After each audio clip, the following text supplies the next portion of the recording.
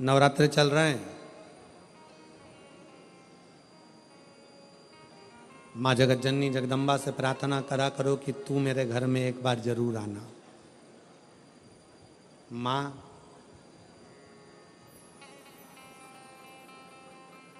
प्रत्येक घर के अंदर एक बेटी का जन्म जरूर होना चाहिए। माँ और बाप को दूसरा जन्म नहीं लेना पड़ेगा। वो भगवान शंकर के धाम में खूब आनंद के साथ कैलाश पर बैकुंठ में स्वर्ग के सिंहासन पर बैठेगा। स्वर्ग सिंहासन। पहले दिन की कथा में पांडवी जी आए, बेटी उनके साथ में थी, पूजन कर रही थी बेटी भी। देखकर मुझे बहुत खुशी हुई। बहुत ऐसा लग रहा था जैसे शंकर भगवान अशोक सुंदरी के साथ बैठकर आराधना कर रहे हों, शिव की स्तुति कर रहे हैं।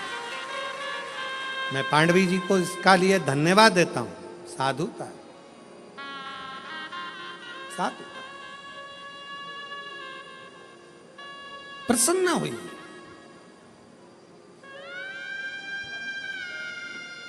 बेटे के जन्म पर जितने नगाड़े बजवाते हो उससे दुगना नगाड़ा बेटी के जन्म पर बजवाना। क्यों? बेटे का जन्म हुआ है तो दूसरी बार जन्म तुम्हें पृथ्वी पर लेना पड़ेगा, वापिस आना पड़ेगा और अपना कर्म का भोग भोगना पड़ेगा, फिर जन्म लेना पड़ेगा। पर घर में अगर एक बेटी का भी जन्म हो गया तो दूसरी बार जन्म नहीं लेना पड़ेगा। इसलिए ज्यादा नगाड़े बजवाना कि अब मेरा आखिरी जन्म है, अब जन्म नहीं लूंगी। अगर बेटी का घर में जन्म हो गया तो अब जन्म नहीं लूंगी। बहारो फूल बरसा मेरे घर बेटी आई है, मेरे घर बेटी आई है। फिर से जन्म नहीं पाऊं, मेरे घर बेटी आई है, मेरे घर बेटी आई है। हिमालय। अरे दुनिया वालों से पूछो कि नवरात्रे में कन्या भोज क्यों कराते हो। दुनिया वालों से पूछो कि नवरात्रे में बेटियों को क्यों ढूंढने जाते हो। दुनिया वालों से पूछो कि नवरात्रे की अष्टमी और नवमी पर कन्या का पूजन क्यों करते हो। क्योंकि दुनिया वालों को यह मालूम पड़ना चाहिए कि देवी भागवत में लिखा है, एक कन्या एक बेटी जब किसी के घर में मुख झूठा करती है, एक बेटी एक कन्या जब किसी के घर में भोजन करती है तो उसके भंडारे कभी खाली नहीं रहते। इसलिए कन्या पूजन किया जाता है, इसलिए बेटी का पूजन किया जाता है। पुराण की कथा करें। एक शिव भक्ति जब किसी जीव के हृदय में, किसी मानव के हृदय में प्रवेश करती है तो वो शिव भक्ति कहीं ना कहीं व्यक्ति को पुनरपि जननम पुनरपि मरणम के प्रपंच से छुड़ा देती है और शिव से मिला देती है।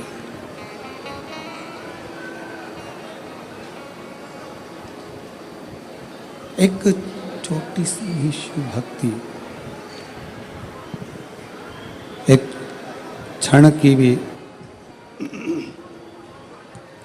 शिव भक्ति व्यक्ति के जीवन को जन्म और मृत्यु के प्रपंच से छुड़ा बैठती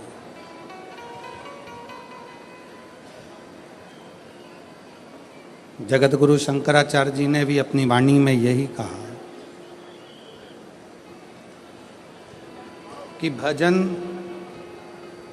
वो किया जाए जिससे हमारा जन्म और मरण का प्रपंच छूट जाए।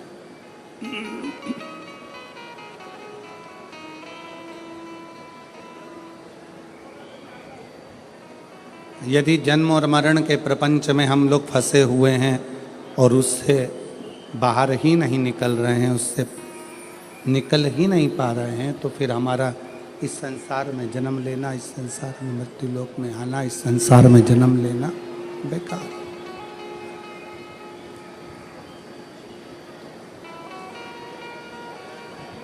आप जितनी देर भगवान शंकर की भक्ति करें, थोड़ा आप जितनी देर भगवान शंकर की भक्ति करें, ये विचार कर कर करें कि हम जन्म और मृत्यु के इस प्रपंच से छूट जाए।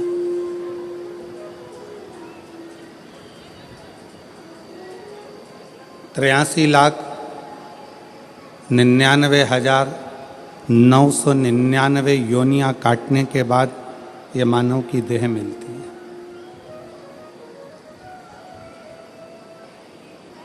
और ये 84 लाखवें नंबर की है। इसके बाद में फिर वापिस वही साइकिल घूमने लगती है, फिर पुनरपि जननम पुनरपि मरणम, फिर जन्म फिर मृत्यु, फिर जन्म फिर मृत्यु।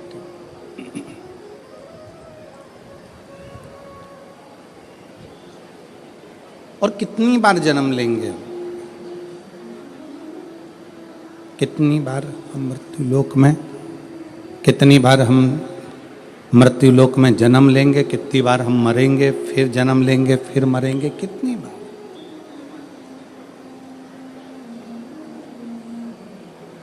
कहा स्कंद पुराण में नागर खंड में एक बड़ा सुंदर संवाद आता है।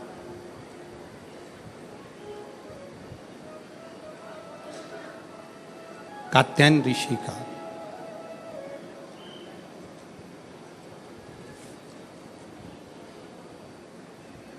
स्कंद पुराण के नागर खंड में कात्यायन ऋषि का चरित्र आता है कि कात्यायन ऋषि ने भगवान शिव और मां आद्य शक्ति की साधना करी।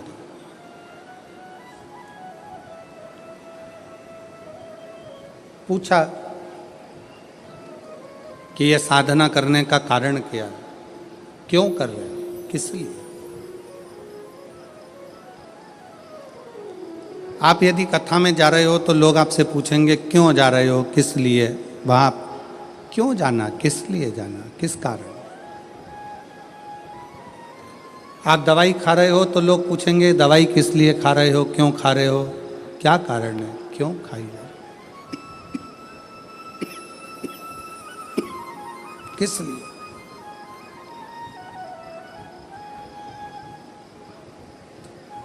तो स्कंद पुराण का नागर खंड कहता है कि कात्यायन ऋषि भगवान शंकर की और मां आद्य शक्ति की आराधना कर रहे हैं, दोनों की। पूछा,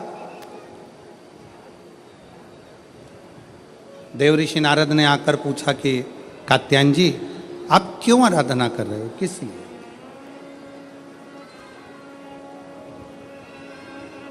तुम्हारे आराधना करने का कारण क्या है, तुम्हारे भजन करने का कारण क्या है, तुम्हारे स्मरण करने का कारण क्या है, तुम्हारी भक्ति करने का कारण क्या है, तुम्हारा नाम जाप करने का कारण क्या है, तुम्हारा भगवत नाम लेने का कारण क्या है, किस कारण से कर।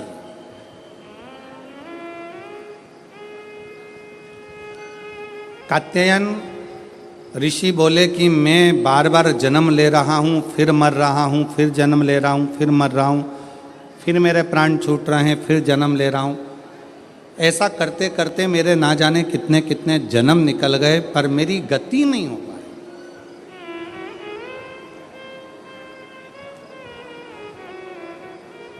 कितने जन्म निकल गए, कितने। और मेरी शाहदा की जीजियों, मेरे शाहदा के जीजाओं, मेरी बेटियों बेटाओं, मेरी माताओं, मेरे भाई, मेरी बहनों, मेरे सखा, मेरे बांधव, एक बात बहुत सावधानी से स्मरण में लीजिएगा।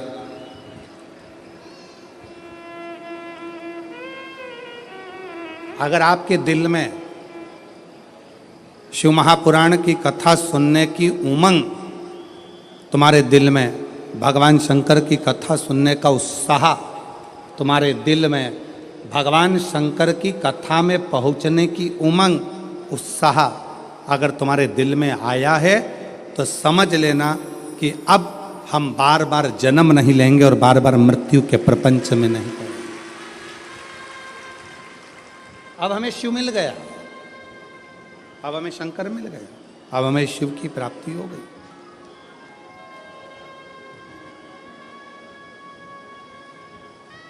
प्यार किसको कहते हैं, प्रेम किसको कहते हैं?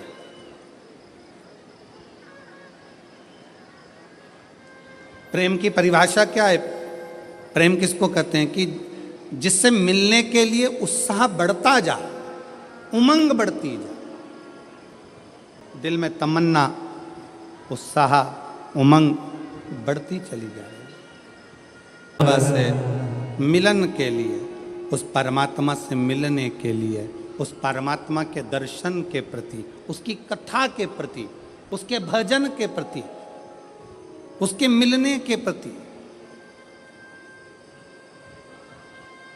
मेरी बहनें जितनी बैठी हैं, मेरी जीजियाँ जितनी बैठी हैं, मेरे जीजा जितने बैठे हैं, मेरे भाई जितने बैठे हैं, मेरी माताएं, मेरे बंधु जितने बैठे हैं, आप अपने घर में थे, पहले दिन की कथा सुनने के लिए आप आ गए।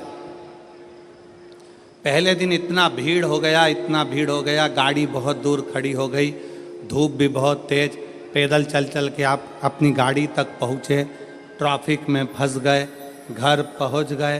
अब आपने सोचा कि अब एक काम करूंगी, मैं तो टीवी पर कथा सुन लूंगी, कल नहीं जाऊंगी। पर जैसे ही कल हुआ और वापिस तुम्हारे मन में नी, 5 दिन की तो कथा है, चाहे कुछ भी हो जाए मैं तो जाऊंगी, चाहे कुछ। फिर उमंग, अब इतना ट्रैफिक में फंस गए हो, इतनी भीड़ में फंस गए हो, इतना बैठने के लिए, अगर 1 बजे कथा चालू हो रही है तो तुम कम से कम ना करते हो। ये पीछे वाले पंडाल वाले तो रात भर से इंतजार करते हैं, तब इनको दोपहर में 1 बजे कथा मिलती है। पर जो आगे बैठे हैं पंडाल में, मेरा मन कहता है, विश्वास कहता है कि आप लोग भी 1 बजे के पहले कम से कम 10-11 बजे तो आते होगे। बोलो सही है कि गलत है? 11 बजे 10 बजे तो पहुँचते होगे कि हमको जाना है, आगे बैठना है, जाना है, आगे बैठना है। अब तुम अगर सोचते कि हमने 1 दिन की कथा सुन ली, बाकी के दिन टीवी पे सुनेंगे, अगर घर पर पहुंचने के बाद दूसरे दिन की फिर ललकता जाग जाए, दूसरे फिर दिन की फिर तमन्ना जाग जाए, तो समझ लेना कि शंकर से स्नेह बढ़ गया है, पिता से प्रेम बढ़ गया है और पिता से मिलने की ललकता बढ़ गई, पिता के प्रति जागरूकता बढ़ गई। पिता की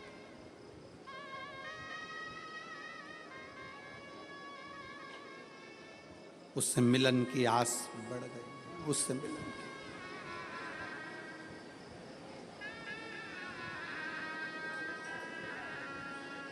आपको मालूम है, लंका का राजा रावण शंकर भगवान के कैलाश पर्वत को क्यों उठा रहा था? किस लिए?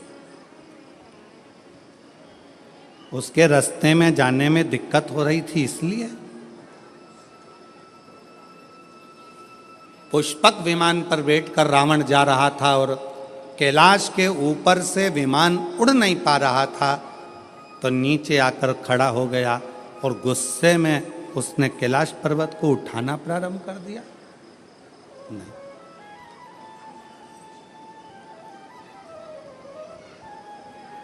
क्यों उठाना? रावण को क्या पड़ी थी जो कैलाश पर्वत को उठाने में लग गया? रावण को क्या पड़ी थी जो भगवान शंकर के शिवलिंग को लेकर लंका में जा रहा है और भगवान शिव के शिवलिंग में वजन बड़ा भूमि पर रखा, बाबा बैद्यनाथ के रूप में स्थापित हो गया? क्या पड़ी थी?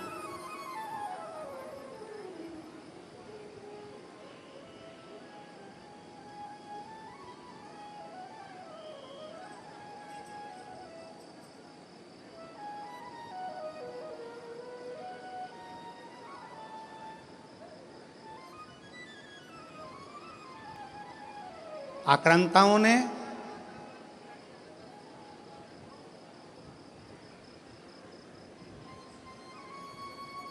इन विधर्मियों ने सबसे ज्यादा अगर कोई मंदिर तोड़े हैं तो शंकर जी के तोड़े। आक्रांताओं ने, विधर्मियों ने सबसे ज्यादा आक्रमण अगर किसी मंदिरों में करा है तो वो शंकर जी के मंदिर पर करा, शिव मंदिर।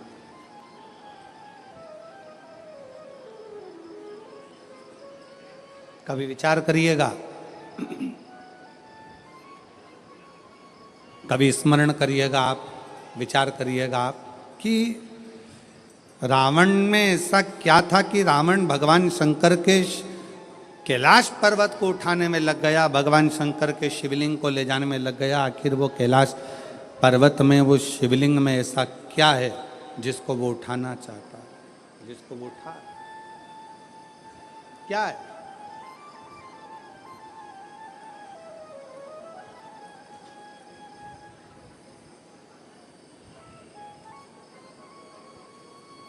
शिव महापुराण की कथा कहती है, रावण ने अपने भाई कुबेर को सताकर कुबेर के सिंहासन को छुड़ा लिया।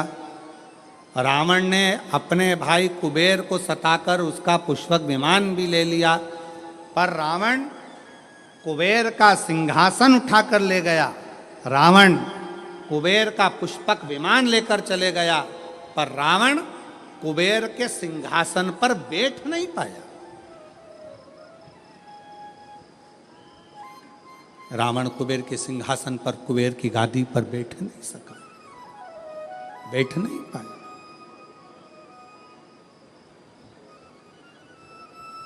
देवर्षि नारद निकल कर जा रहे थे, लंकापति रावण को देखा, रावण से पूछा क्या कर रहे हो? रावण कहने लगे कि मेरे को एक बात समझ में नहीं आती कि मैंने सारे इंद्र के सिंहासन को अपना बना लिया, देवताओं के सिंहासन को अपना बना लिया, सारे ग्रहों को अपने अनुकूल कर लिया, पर एक बात समझ में नहीं आती कि ये कुबेर का जो राज्य है, कुबेर का जो सिंहासन है, कुबेर का जो राज्य है, कुबेर का जो सिंहासन है, कुबेर का जो पद है, कुबेर की जो प्रतिष्ठा है, कुबेर का जो वैभव है, कुबेर का जो धन है, रावण कहता है ये मुझे कैसे प्राप्त हो, उसको मैं पाऊं कैसे, वो मुझे मिले कैसे, वो मुझे प्राप्त कैसे हो? देवऋषि नारद ने कहा,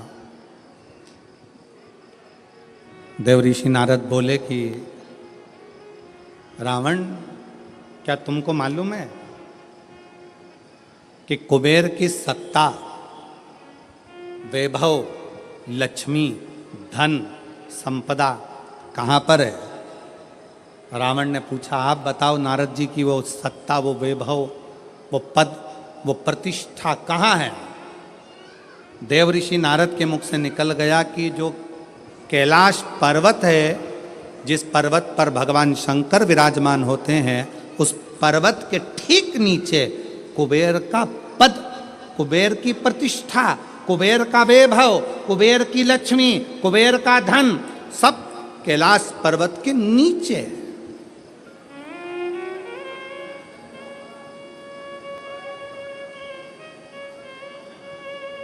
और एक बात बहुत सावधानी से स्मरण करिएगा, आप सबसे निवेदन है, जितने आस्था चैनल पर कथा सुन रहे हैं, जितने फेसबुक पर कथा सुन रहे हैं, जितने यूट्यूब पर कथा सुन रहे हैं, और जितने इस पवित्र प्रांगण के अंदर बैठकर कथा सुन रहे हैं, आप सबसे निवेदन करेंगे कि कुबेर का पद, कुबेर का वैभव, कुबेर की प्रतिष्ठा, कुबेर का धन, कुबेर की लक्ष्मी सारी की सारी कैलाश पर्वत के नीचे है, अर्थात शंकर भगवान के चरणों में, शंकर भगवान के नीचे ये सारा धन, वैभव, प्रतिष्ठा सब दबी पड़ी हुई है। इसलिए लंका का राजा रावण मालूम पड़ने पर कैलाश पर्वत को उठाने लगा कि इसके नीचे से मैं लक्ष्मी को, वैभव को, धन को छुड़ा लूंगा, खींच लूंगा।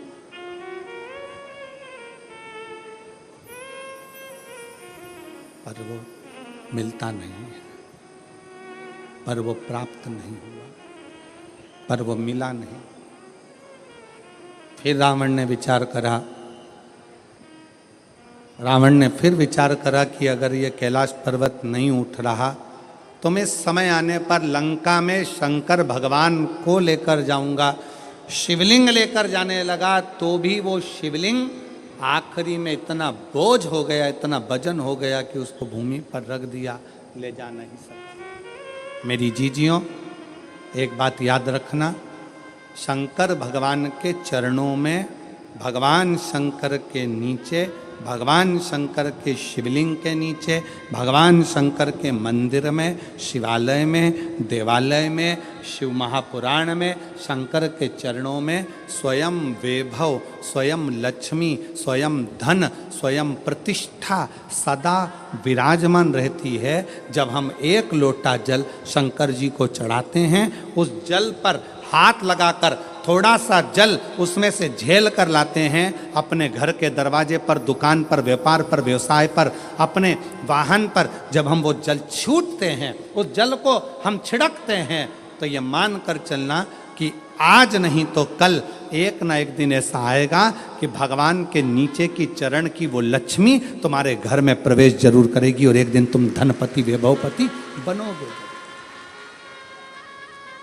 बनोगे। और शिव जी को एक लोटा जल चढ़ाना मतलब अपने दुख को समाप्त करना और सुख की राह खोल देना, ये शिव महापुराण की कथा कहती है। एक लोटा जल हमारे दुख को समाप्त करता है और सुख का मार्ग खोल देता है।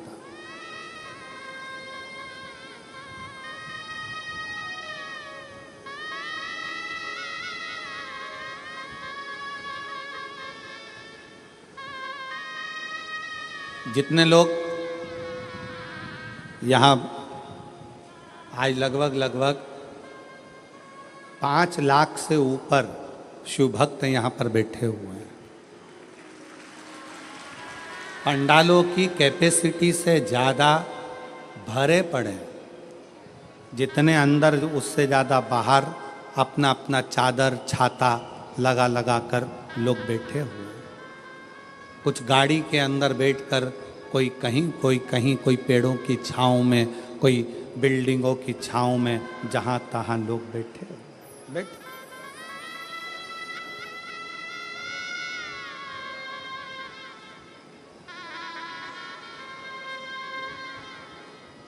अब ईमानदारी से बोलो, अगर मेरा बाबा तुमको कुछ नहीं देता तो तुम इतने लाखों की संख्या में थे क्या?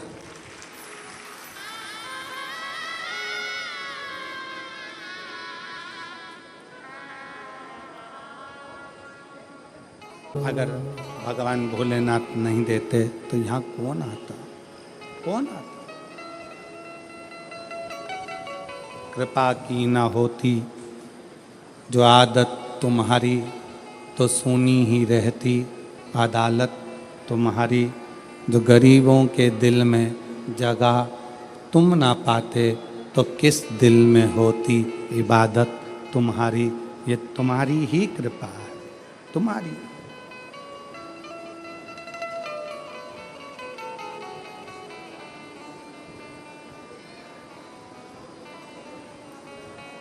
लंका का राजा रावण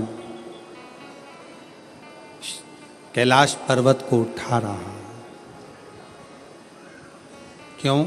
उसको मालूम है कि इसके नीचे कुबेर का वैभव, कुबेर की सत्ता, कुबेर का आनंद, कुबेर की लक्ष्मी इसी के नीचे है।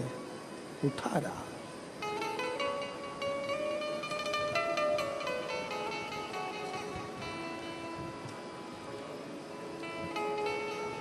उठा नहीं कैलाश पर्वत, हिला नहीं कैलाश पर्वत, उठ ही नहीं पाया कैलाश पर्वत, नहीं हिला। फिर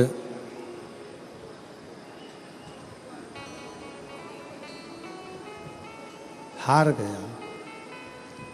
जब नहीं उठा,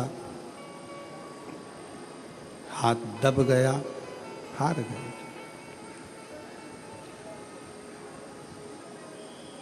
फिर शिवलिंग को ले जाने की तैयारी करी, वो शिवलिंग भी नहीं उठा, वो शिवलिंग भी ले जा नहीं सका। वो शंकर भगवान का शिवलिंग भी ले जा नहीं पाए।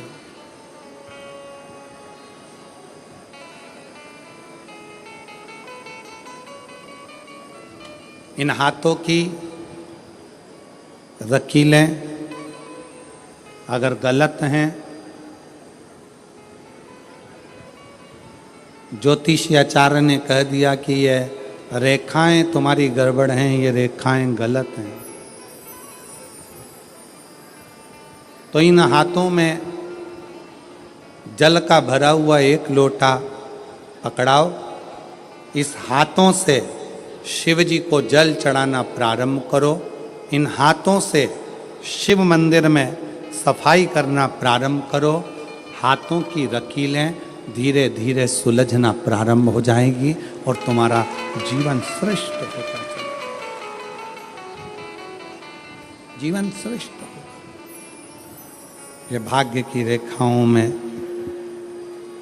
ये भाग्य की रेखाओं में अगर कुछ गलत लिखा गया है, इसको शिव मंदिर में, शिवालय में, भगवान शंकर के चरणों में इस मस्तक को झुकाना प्रारंभ करें।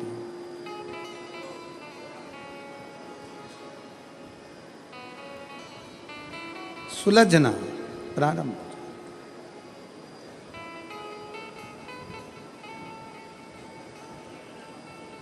पर उसमें सबसे मूल है अपने मन का संयम।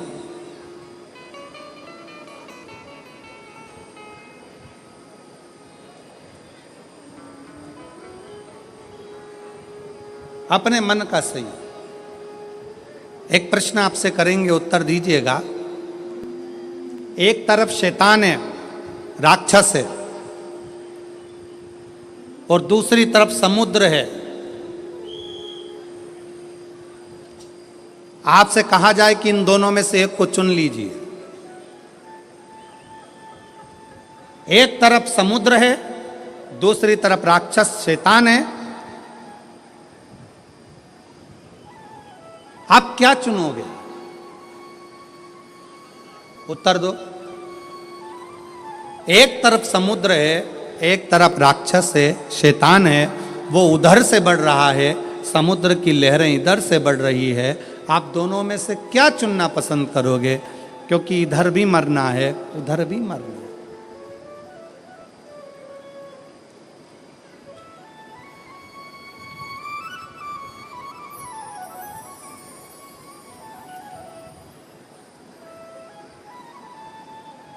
क्या चुनो?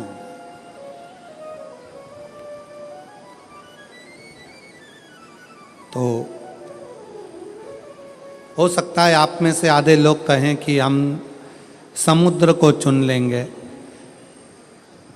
कोई कहे हम राक्षस को, शैतान को चुन लेंगे। पर शिव महापुराण की कथा कहती है कि समुद्र कितना गहरा है ये आपको मालूम नहीं है, पर वो राक्षस, वो शैतान कैसा है ये आपको मालूम है। तो प्रयास करना कि वो राक्षस को चुनना श्रेष्ठ है, कि कम से कम ये राक्षस है, ये हमको मालूम है, इसको कैसे डील करना है ये हमको मालूम है, ये कैसे इसको संभालना है ये हमको मालूम है।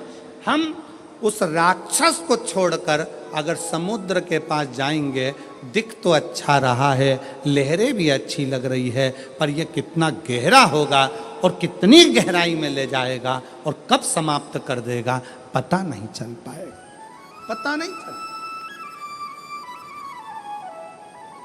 दिखेगा।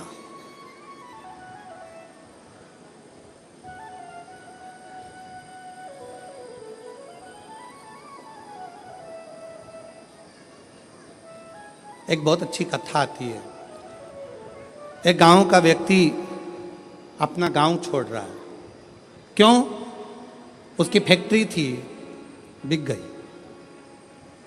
उसका व्यापार था, बंद हो गया, परिवार वाले भी उसको चोट दे दी, परेशान कर दिया।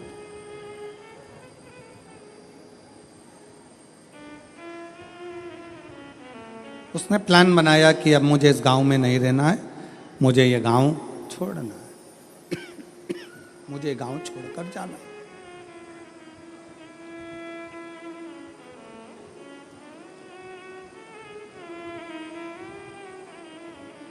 पूरा फैक्ट्री बेच दिया, घर बेच दिया, जमीन बेच दी, सब कुछ बेचकर धन एकत्रित करा, घोड़े पर बैठ गया, घोड़े पर बैठकर और सब बेचकर परेशान होकर वहां से चल दिया।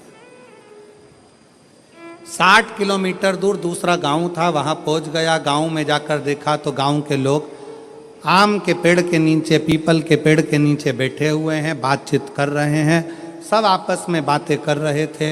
इस व्यक्ति ने अपना घोड़ा रोका, घोड़ा रोककर नीचे उतरकर उनके पास जाकर बैठा और बैठकर उसने पूछा, भैया एक बात पूछना चाहता हूं, क्या आप मुझे बताओगे? बोलो क्या बात पूछना है, क्या पूछना चाहते हो?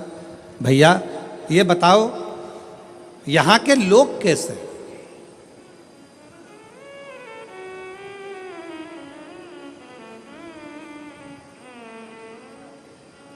गांव के लोगों ने पूछा तुम कहां से आए हो? उसने कहा मैं अपने गांव से आया हूं, यहां से 60-70 किलोमीटर दूर से। मेरा सारा अब वो गांव मैंने छोड़ दिया है और मैं सोच रहा हूं कि कोई गांव में जाकर बसना है, मुझे किसी गांव में जाकर रहना मुझे। तुम बताओ यहाँ के लोग कैसे, इस गांव के लोग कैसे? तो गांव के लोगों ने पूछा कि तुम हमसे पूछ रहे हो कि यहाँ के लोग कैसे हैं, पहले तुम बताओ कि तुम जो अपना गांव छोड़कर आए हो वहां के लोग कैसे थे?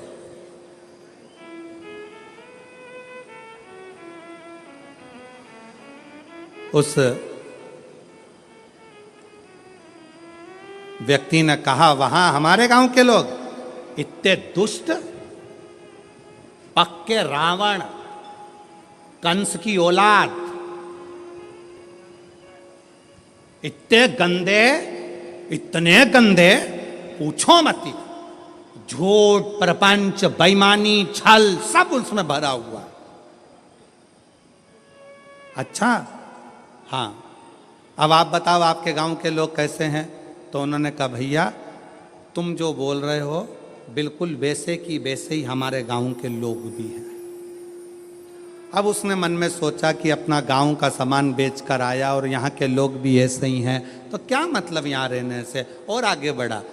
200 किलोमीटर दूर आगे जाने पर फिर एक गांव में पहुंचा। एक गांव में पहुंचा तो वहाँ पर लोग बैठे हुए थे, बातचीत कर रहे थे। ये उतर कर फिर गया, इसने जाकर पूछा क्यों भैया क्या बात है?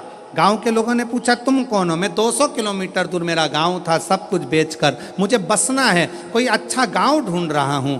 अच्छा तो अब ये बताओ कि आपके गांव के लोग कैसे हैं? उसने कहा हमारे गांव के लोग, हाँ पहले ये बताओ कि तुम्हारे गांव के लोग कैसे थे? घोड़े पर बैठा हुआ व्यक्ति ने कहा मेरे गांव के लोग, हाँ। उसने विचार करा, अभी पहले वालों को बताया ऐसा ऐसे थे, इसने अब अपनी बात को पलट दिया और यहाँ पर बोला मेरे गांव के लोग एकदम संत तुकाराम जैसे, मेरे गांव के लोग एकदम संत नामदेव जी जैसे, मेरे गांव के लोग मीराबाई जैसे, मेरे गांव के लोग तुलसीदास जैसे, मेरे गांव के लोग तो इतने धर्मात्मा, इतने पुण्यात्मा, इतने भजन करने वाले, इतना कीर्तन करने वाले, इतना मंत्र जाप करने वाले, मेरा गांव का लोग इतना सत्यवादी, पूछो मत। इतने में फिर इसने पूछा अब बताओ तुम्हारे गांव के लोग कैसे हैं? तो सारे गांव वाले एक जैसे बोले बस हमारे गांव के लोग भी तुम जैसा बता रहे हो ना बिल्कुल वैसे की वैसे ही है। हमारे गांव के लोग भी धर्मात्मा है, हमारे गांव के लोग भी पुण्यात्मा है, हमारे गांव के लोग भी सत्कर्मी हैं, हमारे गांव के लोग भी संत तुकाराम जी जैसे हैं, हमारे गांव के लोग भी संत नामदेव जी जैसे हैं, हमारे गांव के लोग भी मीराबाई जैसे हैं। तब उस व्यक्ति के दिमाग में आया कि ये बिल्कुल सत्य है।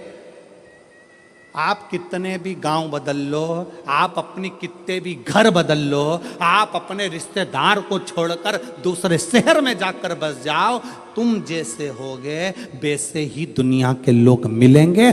आप अच्छे हो तो दुनिया अच्छी मिलेगी।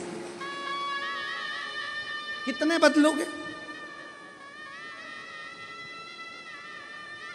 शहादा छोड़ा, पूना चले गए, पूना छोड़ा मालेगांव चले गए, मालेगांव छोड़ा लातूर चले गए, लातूर छोड़ा नागपुर चले गए, नागपुर छोड़ा मुंबई चले गए और वहाँ पर भी जा कर के हम तो जैसे थे, हमारे गांव के लोग जैसे पहले थे, जैसे हमारे आसपास के लोग ईर्ष्या रखते थे, जैसे हमारे गांव के लोग वैसा करते थे, वैसे की वैसे यहाँ मिल रहा है। उसका कारण क्या है? ना शाहदा बुरा है, ना मालेगांव बुरा है, ना पुणे बुरा है, ना नागपुर बुरा है, ना भोपाल बुरा है, ना इंदौर बुरा है। बुरा कौन है? हमारी सोच कि हम दिन भर एक दूसरे में बुराइयां ढूंढते रहते हैं। मेरा पड़ोसी ऐसा, मेरा रिश्तेदार वैसा, मेरा देवर ऐसा, मेरी देवरानी ऐसी, मेरी जेठानी ऐसी, मेरा परिवार ऐसा, मेरा कुटुंब ऐसा, मेरा कबीला ऐसा। हम दिन रात अपने गांव में रहकर, अपने घर में रहकर भी हम दिन भर बुराई ढूंढते थे। तो तुम अच्छे से अच्छे बंगले में जाकर रह लो, वहां भी तुमको बुराई ही मिलेगी। तुम अच्छे से अच्छे 5 स्टार होटल में रह लो, वहां पर तुमको बुराई ही मिलेगी। और जब तुम्हारी आदत हो गई छोटे से घर में भी अगर तुम दिल बड़ा रखकर प्रेम के साथ रहते हो ना, तो तुम जहाँ रहोगे ना, वहाँ पर भी तुमको आनंद की अनुभूति होती रहेगी, प्रसन्नता मिलती रहेगी वहाँ पर।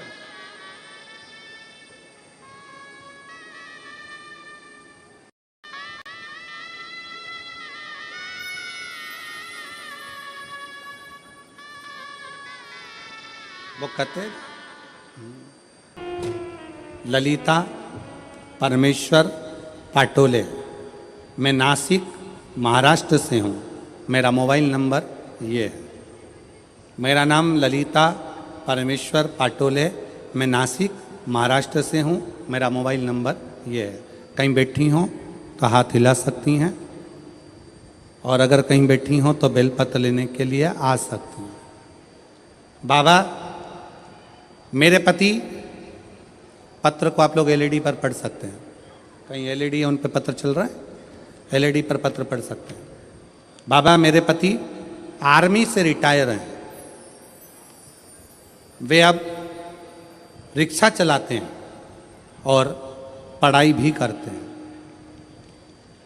आर्मी से रिटायर होने के बाद मेरे पति रिक्शा चलाते हैं और पढ़ाई भी करते हैं। 2023 को नासिक में कथा चल रही थी, जब दादा बाबू भूसे ने उस पवित्र कथा का लाभ हमको दिया था। हम लोग नासिक के उस पवित्र कथा को सुन रहे थे। मेरे पति आपको नहीं मानते थे, ना मेरे पति आपको जानते थे ना मानते थे। गुरुदेव, उनका विश्वास नहीं था, क्योंकि मिलिट्री में सर्विस करते थे, जैसी सोच थी वैसे अनुकूल बोलेगा। मैंने अपने पति से कहा, आप भले कथा सुनने मत जाओ, मुझे पंडाल के बाहर छोड़कर आ जाओ। मेरे पति मुझे पंडाल के बाहर छोड़ने आते थे, चले जाते थे। तब वो तीसरे दिन पंडाल में भीड़ के वजह से रुक गए।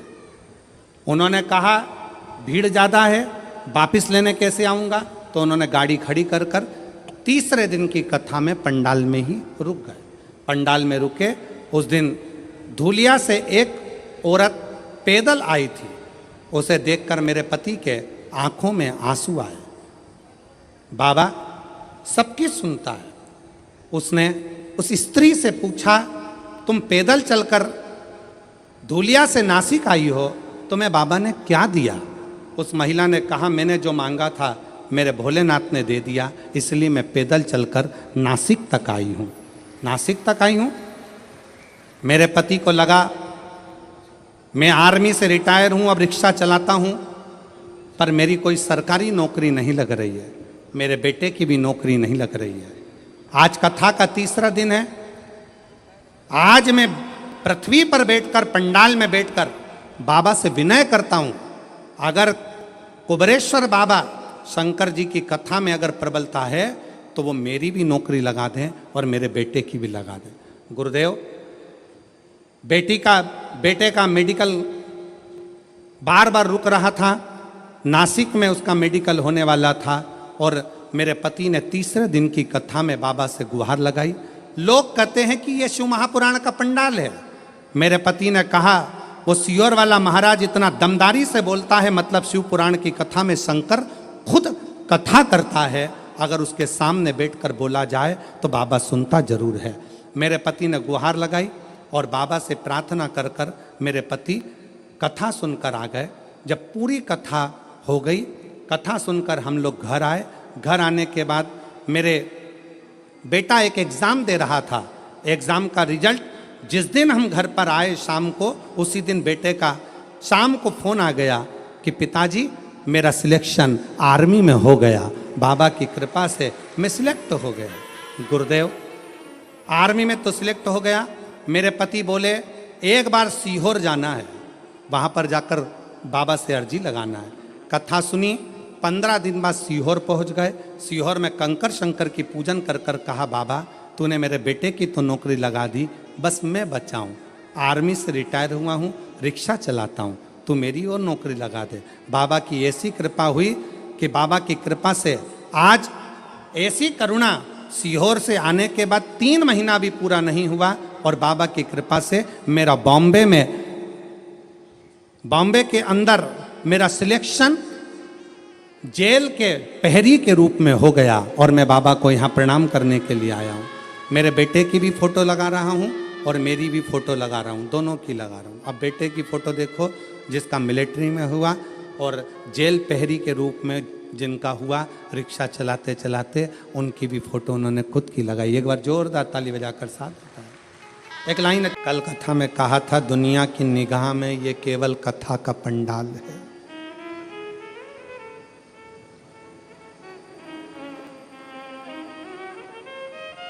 दुनिया की निगाह में केवल ये शिव महापुराण की कथा का पंडाल है, पर हम कहते हैं ये केवल कथा का पंडाल नहीं, आपकी किस्मत खोलने की चाबी का पंडाल है, जहां किस्मत खोलने की चाबी मिलती है।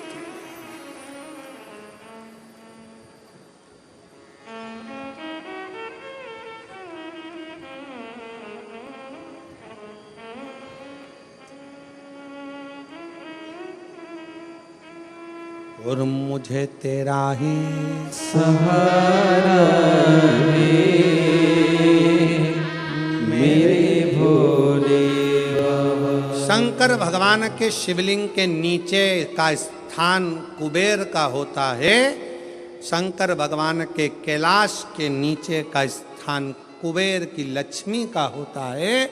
इसलिए प्रत्येक शिवालय में तुम्हारे घर में अगर छोटा सा भी शंकर का शिवलिंग है, तुम्हारे घर में अगर छोटा सा भी मट्टी का, पत्थर का, लकड़ी का, पीतल का, तांबे का, स्फटिक का, पारद का, जिसका भी तुम्हारे घर में अगर छोटा सा भी अगर शिवलिंग है, तो तुम्हारे घर में जहाँ शिवलिंग रखाता है, समझ लेना वहाँ लक्ष्मी बढ़ती चली जाती है, लक्ष्मी कम नहीं हो सकती, बढ़ेगी।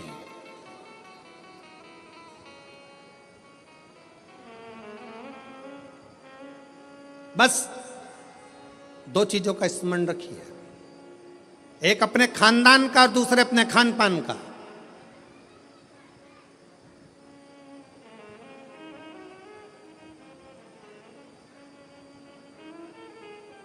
आपको मालूम है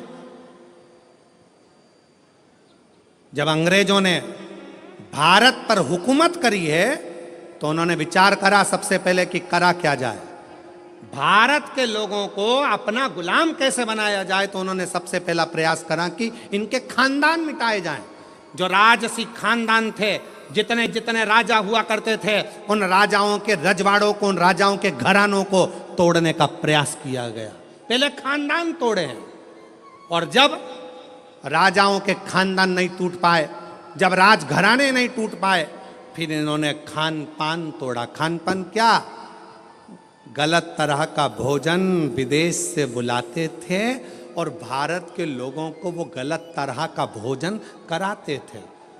भारत में रहने वाला सनातनी कभी भी नॉनवेज छूता नहीं था।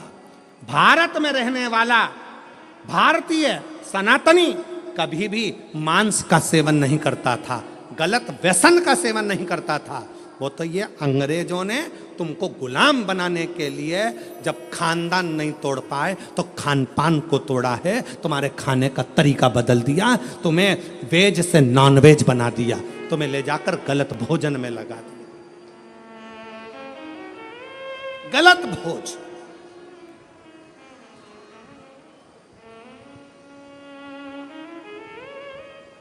क्यों इतनी बीमारियां पनप रही हैं? इतनी बीमारियां होने का कारण क्या है? और देखो, प्रकृति अपना रंग दिखाती है। जिन जिन देशों में जिंदा जिंदा जीवों को तलकर तड़फा तड़फा कर मारते हैं, उन देशों की हालत आज देख लो कि ऐसा भूकंप आया कि बिल्डिंगें धाती चली गई और कितने लाख, कितने लोग उस बिल्डिंग में दब दब के मर गए। लोगों को मालूम तक नहीं है कि कितने मर गए, कितने मरे।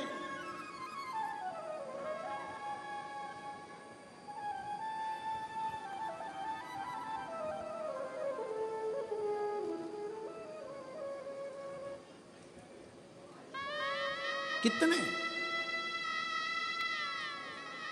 इसलिए निवेदन है, थोड़ा सा अपने आप को सुधारने का प्रयास करिए। थोड़ा सा, ज्यादा नहीं, थोड़ा सा।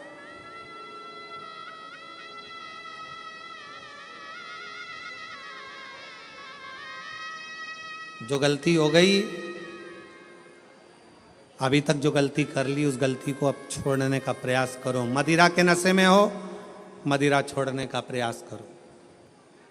गलत भोजन के चक्कर में हो, छोड़ने का प्रयास करो।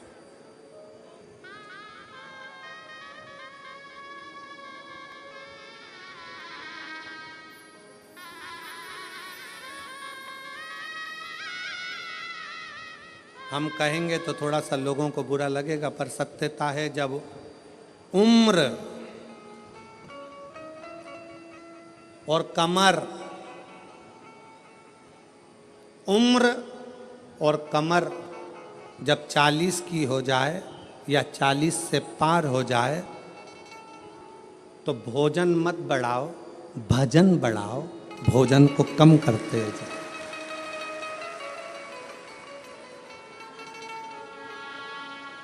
जम के बोलो जरा, क्या? उम्र और, अरे अरे अच्छे से बोलो, उम्र और कमर जब 40 की हो जाए तो भोजन की मात्रा नहीं बढ़ाना है, भजन की मात्रा बढ़ाना है। भोजन की मात्रा कम करो और भजन की मात्रा को बढ़ाते चलो, बढ़ाते चलो। विठल विठल विठला, बढ़ा।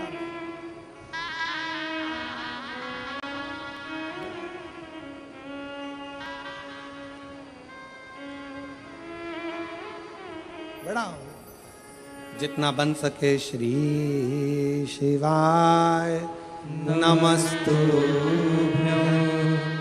श्री शिवाय नमस्तुभ्यं, श्री शिवाय नमस्तुभ्यं, श्री शिवाय नमस्तुभ्यं। भजन की मात्रा को बढ़ाना, प्राण को, भोजन को कम कर दो, गलत भोजन कम कर दो, व्यसन कम कर दो।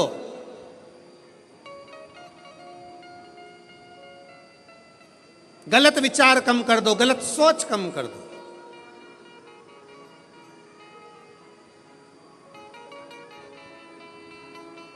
कल एक भैया प्रश्न कर रहे थे, गुरुजी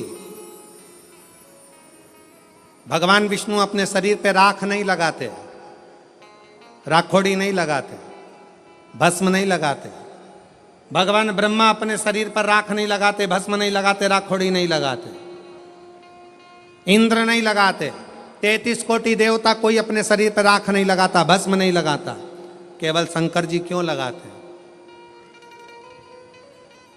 हमने उससे कहा, इतनी सी बात तो तू तेरे घर वालों से पूछ लेता कि बर्तन को राख से क्यों मांजा जाता है। बोलो दी जी हो, जम के बोलो। बर्तन अच्छा है, साफ है, तो तुम उसको राख से मांजोगी क्या? जम के बोलो जरा। नहीं, बर्तन अच्छा है, साफ है, तो उसको आप राखोड़ी से मांजोगी, साफ करोगी? नहीं। बर्तन को राख से कब मांजा जाता है? जब उसमें थोड़ी सी झूठन लगने लगे तो बर्तन को राख से साफ किया जाता है।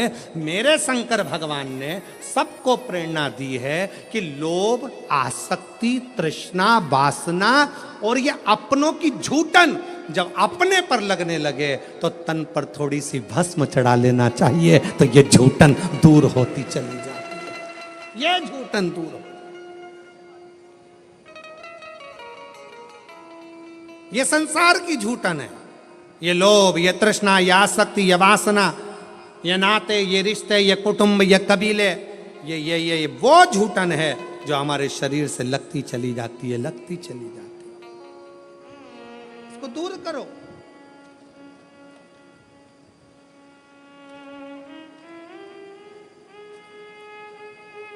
अच्छा अच्छा ट्यूब लगाओगे ना, क्रीम, अच्छा अच्छा खूब सारा सारा पाउडर, क्रीम और वो नीले कलर का ऐसा और लाइन और फिर उसमें डब्बा, फिर वो माला के वो धागा, एक नहीं दो, और फिर वो दो धागा ऐसा घुमा के ऐसा करके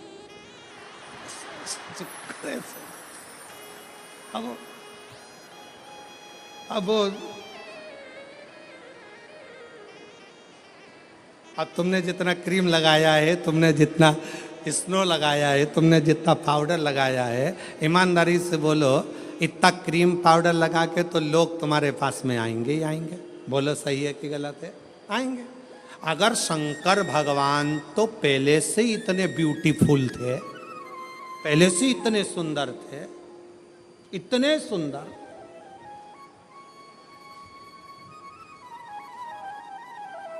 वो कहते हैं ना भोलेनाथ ब्यूटी फूल।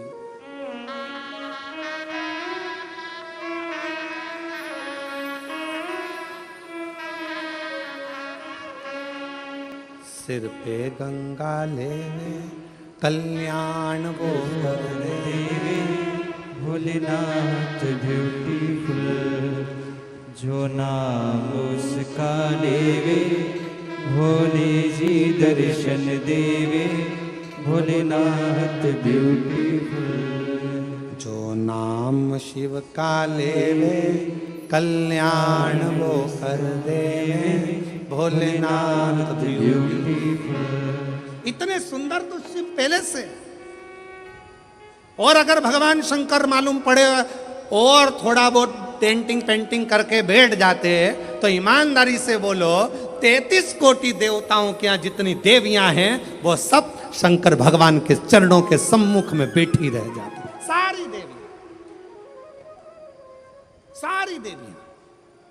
शंकर भगवान ने कहा मुझे अपने पास में किसी को नहीं रखना, ज्यादा सुंदर रहूंगा लोग आएंगे, इसलिए शंकर भगवान ने भस्म को अपने तन पर धारण कर लिया कि ये संसार झूठा, ये परिवार झूठा, ये कुटुंब झूठा, ये नाते रिश्ते झूठे, ये सब झूठ है। इसलिए झूठन को दूर करने के लिए जैसे बर्तन पर राख लगी हो तो वो बर्तन पर लगी राख झूठन साफ कर देती है। मेरे शिव कहते हैं तन पर चढ़ी हुई भस्म ये संसार के झूठे लोगों को दूर कर देती है, झूठे लोगों को।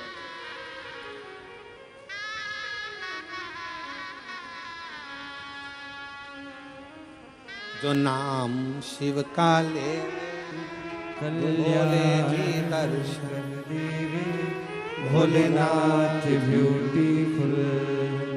शिव स्वयं तन पर भस्म धारण करते हैं, स्वयं।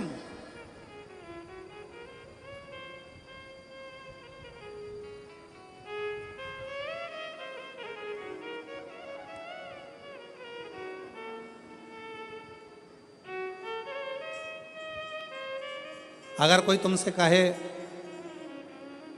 शंकर जी का भजन करने वाले को शंकर भगवान विरक्त बना देते हैं, कोई तुमसे कहे शंकर जी के भजन करने वाले को शंकर भगवान अकेला दूर एकांत में ले जाकर बिठा देते हैं तो सब झूठ समझना। शंकर भगवान स्वयं भजन करते हैं तो पार्वती को पास में रखते हैं। शंकर भगवान स्वयं भजन करते हैं तो गणेश जी को पास रखते हैं। शंकर भगवान स्वयं भजन करते हैं तो कार्तिकेय को पास करते हैं।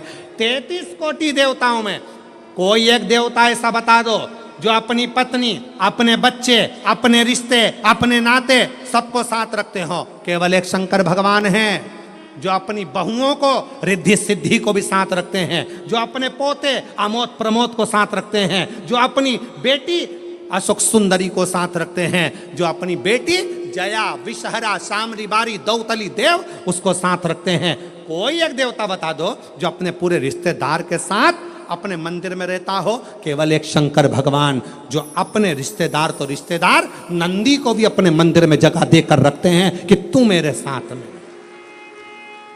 केवल एक शिव है, शिव के सिवा कोई नहीं। शंकर भगवान कभी विरक्ति नहीं देते। शंकर भगवान परिवार को जोड़ देते हैं। शंकर भगवान कभी तुमको कष्ट नहीं देते। शंकर भगवान कष्टों से दूर कर देते हैं। दुनिया की ऐसी कौन सी बीमारी है जिसका इलाज शंकर की भक्ति ना कर पाई। एक पत्र है, देखिए।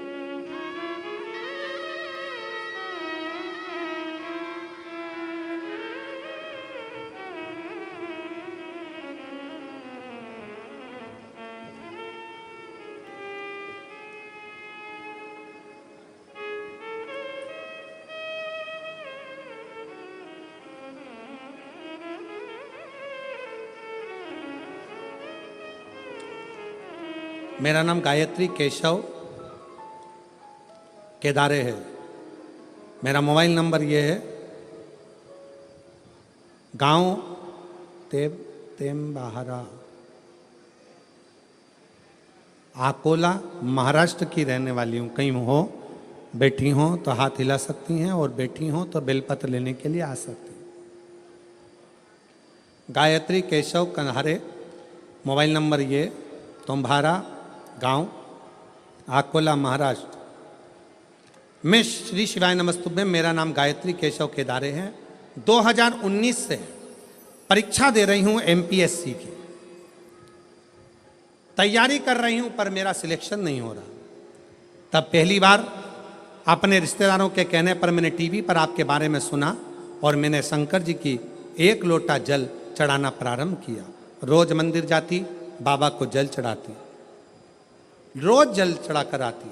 अभिषेक करने गई, शिव जी का कथा श्रवण करी, बाबा को विनय करा और आज बाबा की ऐसी कृपा हुई गुरुदेव, मैंने नंदुरबार में बाबा की कृपा से दर्शन किया और दर्शन करने के बाद वहीं पंडाल में बाबा से प्रार्थना करी कि बाबा कुछ भी हो, मेरी एमपीएससी की परीक्षा उत्तीर्ण हो जाए और मेरा सिलेक्शन हो जाए और मेरी सरकारी जॉब लग जाए। आज बाबा की कृपा से मैं बाबा को धन्यवाद देने के लिए आई हूँ कि मेरा सिलेक्शन हो गया और मैंने उत्तीर्णता प्राप्त कर ली। बाबा को धन्यवाद देने के लिए मैं यहाँ पहुँची हूँ। एक पत्र और देखिए, बड़ा सुंदर।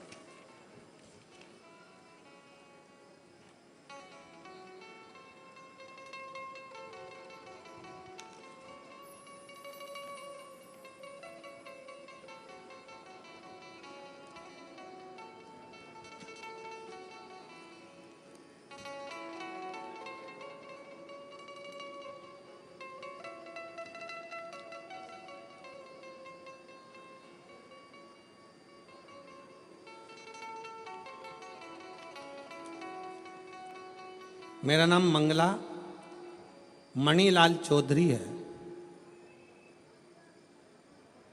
मैं एड्रेस जरा आप लोग पढ़ लिया करो। मैं तहाड़ी तहसील शाहदा, जिला नंदुरबार में रहती हूँ। मेरा मोबाइल नंबर ये है। मुझे गर्भाशय में कैंसर की बीमारी सितंबर 2024 में थी। मैंने शुरुआत में नासिक के ट्रीटमेंट भी लिया, ऑपरेशन भी किया, फिर बाद में पूना का ट्रीटमेंट ली। मुझे बहुत तकलीफ होती थी। मैंने आपकी कथा के बारे में सुना। कैंसर कम नहीं हो रहा था, कैंसर बढ़ रहा था। तब कथा के बारे में सुना और भोले बाबा के ऊपर उनकी शरण में जाना प्रारंभ करा क्योंकि आप कहते हो सारी समस्या का हल एक लोटा जल, सारी समस्याएं मिट जाती है। तो मैंने ऑपरेशन से पहले जब दूसरा ऑपरेशन की बारी आई तब नासिक में शिवालय में जाकर भोले बाबा को श्रद्धापूर्वक भोलेनाथ जी के ऊपर जाकर जल चढ़ाया। उनको बीमारी का इलाज करेंगे बाबा, आप ही मेरा ऑपरेशन करोगे और आप ही संभालोगे। बाबा से विनय करा, रुद्राक्ष का जल शिव जी को चढ़ाकर पीना प्रारंभ किया। बाबा की ऐसी कृपा हुई, अब भोले बाबा की कृपा से मैं कैंसर की बीमारी से मुक्त हो गई हूँ और मेरा रिपोर्ट भी नील में आ गया है। मैं बाबा को यहाँ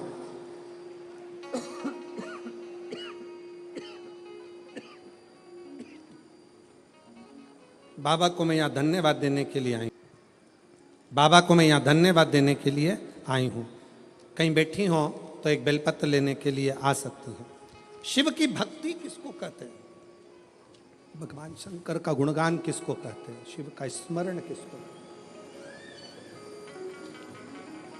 शिव की उपासना किसको कहते हैं? शंकर भगवान की भक्ति किसको कहते हैं?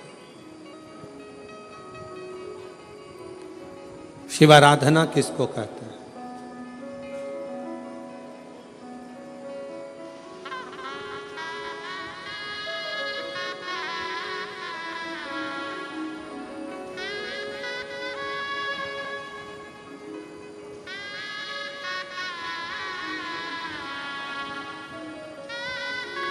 आप जब भगवान शंकर को हृदय से भाव से पुकारोगे, दिल से,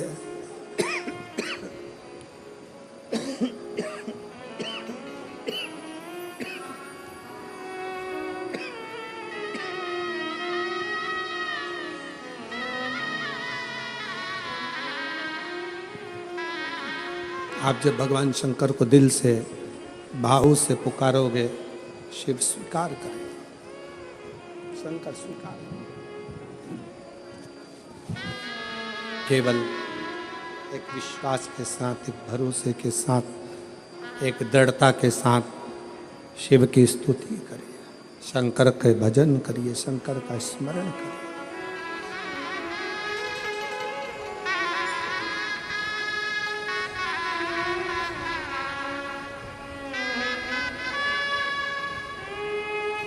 भगवान शिव का गुणगान, शिव का स्मरण, शिव की भक्ति जीवन को सुख देती है, आनंद देती है।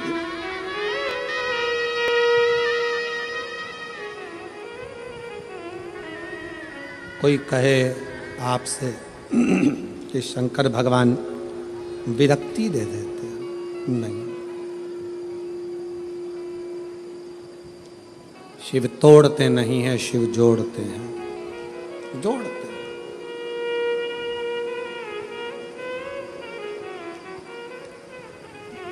भगवान शंकर तोड़ने का काम नहीं करते, जोड़ने का काम करते, जोड़ते। अब वो आधारित है आपके विश्वास पर।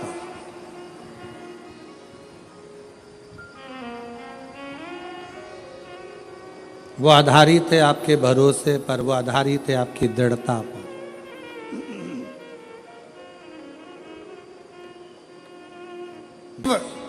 झूठे संसार से मोह को हटाते हैं।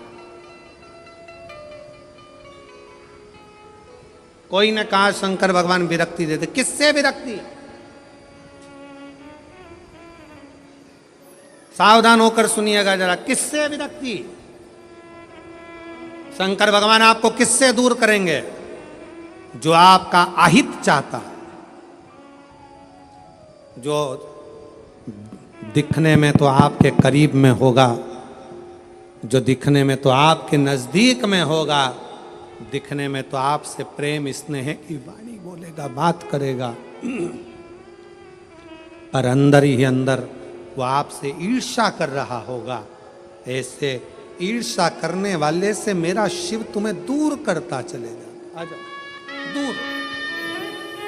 आप जितना जितना कोई कहे शंकर विरक्ति किससे विरक्त कर देते हैं, किससे दूर कर देते हैं, तो कहा जो आपके लिए घातक है, जो आपके लिए दुखदाई है, जो आपके लिए कष्टप्रद है, शिव उसको दूर कर देते हैं। शिव की आराधना आपको सुख दे, सुख।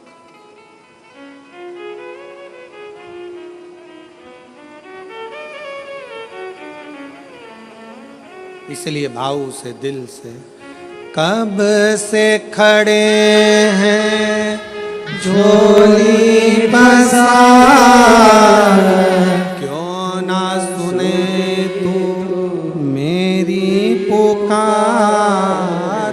कब से खड़े हैं झोली पसार, क्यों ना सुने तू मेरी पुकार। मुझे तेरा ही सहारा है, मेरे भोले बाबा, मुझे तेरा ही सहारा है, मेरे भोले बाबा। मैंने तुम्हें ही पुकारा है,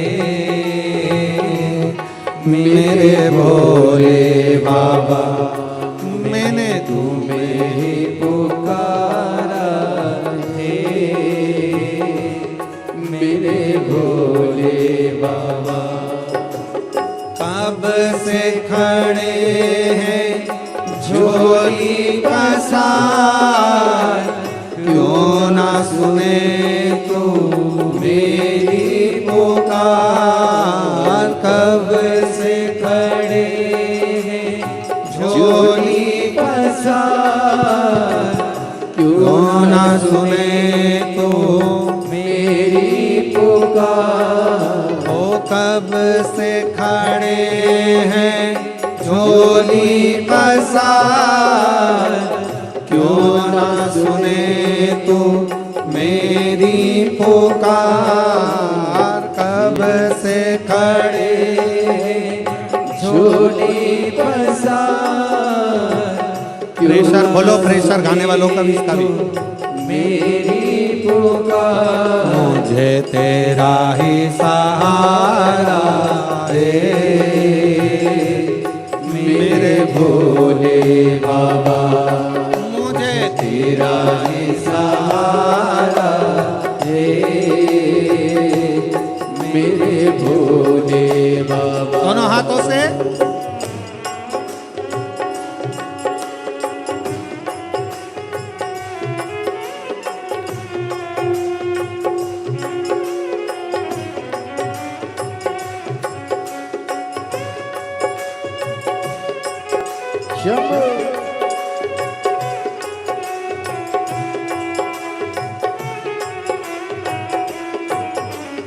जय हो।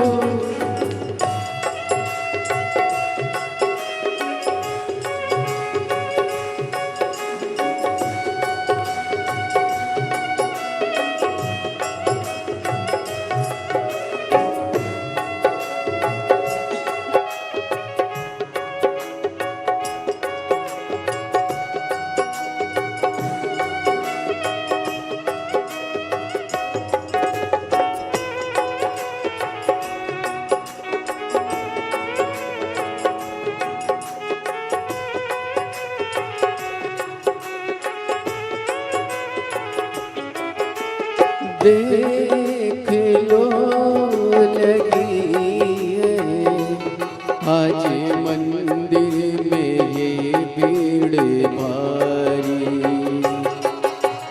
देख लो लगी है आज मंदिर में ये भीड़ भारी। दर्शनों आए हैं लाखों नर और नारी। दर्शनों के खाते आए हैं लाखों नर और नारी।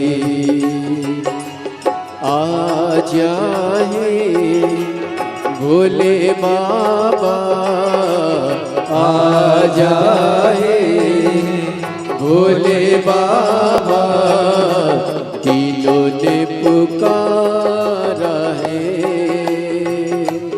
मेरे भोले बाबा तीनों ने पुकारा है,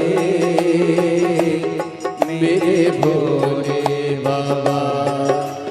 कब से खड़े हैं झोली पसार, क्यों न सुने तो मेरी पुकार।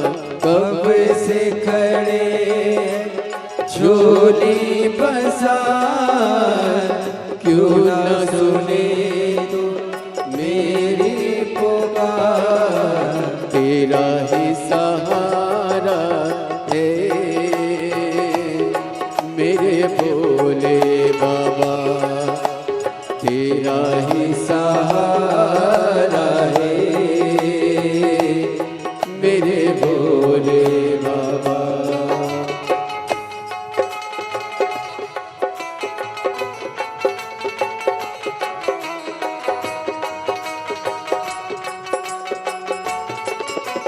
शंभो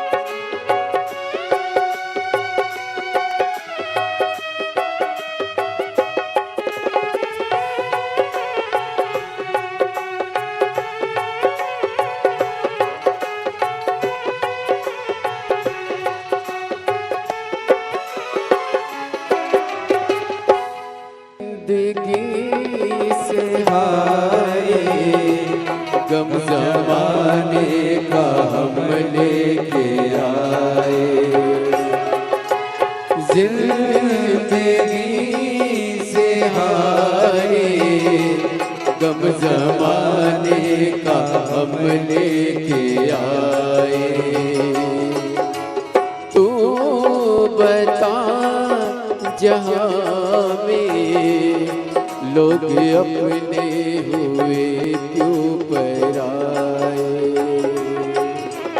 तू बता जहाँ में लोग अपने हुए क्यों पराए।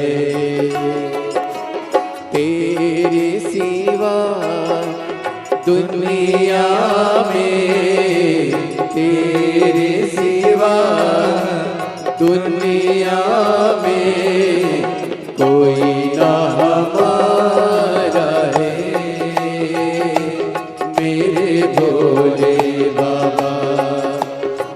कोई ना हमारा है। मेरे भोले बाबा कब से खड़े हैं झोली पसार, क्यों न सुने तू मेरी पुकार। कब से खड़े झोली पसार, क्यों न सुने तू मेरी पुकार। तेरा ही सहारा है मेरे भोले बाबा, मुझे तेरा ही सहारा है मेरे भोले बाबा। मैंने तुम्हें ही पुकारा है मेरे भोले बाबा, मैंने तुम्हें ही पुकारा है मेरे भोले बाबा। मैंने तुम्हें ही पुकारा है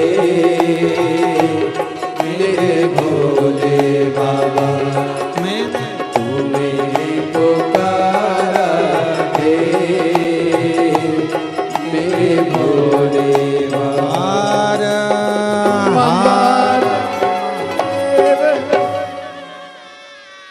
अपने स्थान पर बैठकर भगवान देवाधिदेव महादेव से अपने हृदय की बात दिल से बाबा को प्रार्थना करिए, निवेदन करिए, विनय करिए। बाबा को अपना हृदय का भाव व्यक्त करिए। जहाँ जगह मिले वहाँ बैठकर भगवान शिव जी को अपने मन का भाव कहिए, हृदय से अपनी बातों को कहिए और दिल से बाबा को प्रार्थना करिए, विनय करिए, निवेदन करिए।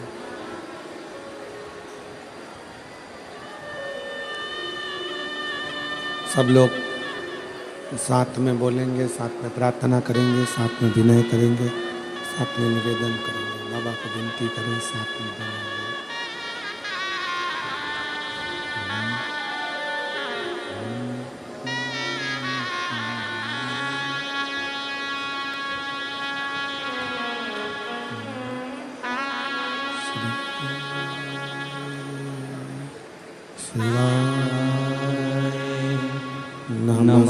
नमस्तुभ्यं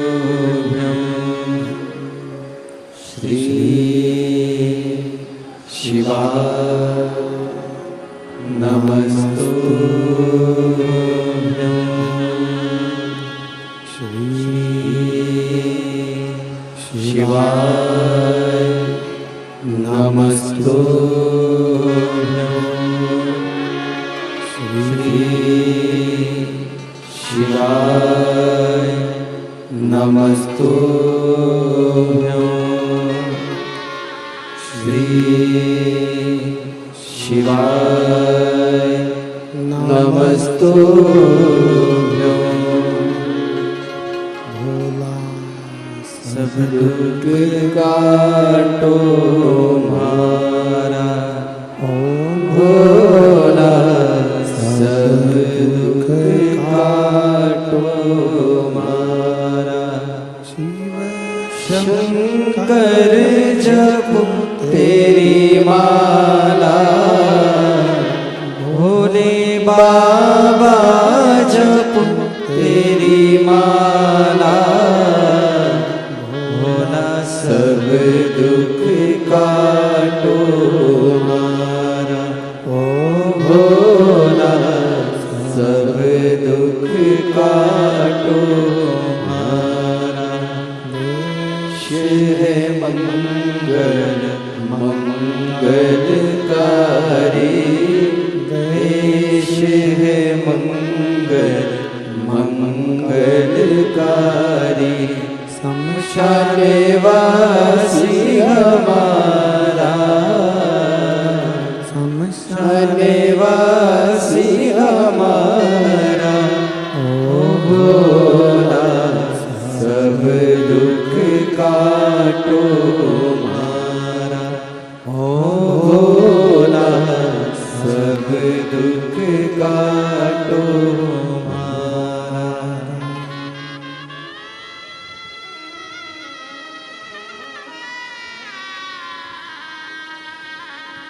देवरिधि महादेव, भगवान शिव ओघड़दानी, त्रिकालदर्शी, कैलाशी, अविनाशी, भगवान शंकर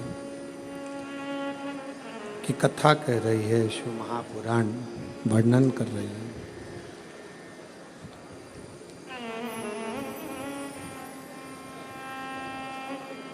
शिव अपने नज़दीक में जो गलत लोग रहते हैं उनको मेरा शंकर भगवान दूर करते चले जाता है।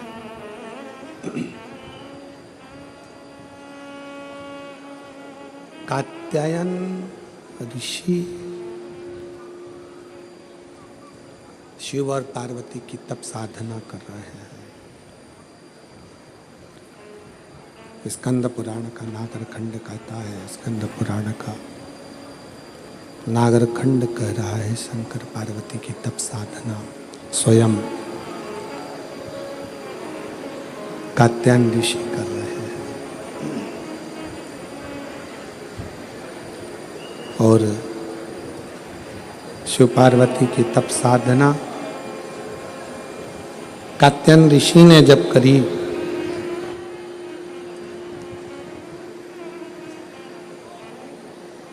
माता पार्वती और भगवान शंकर दोनों ने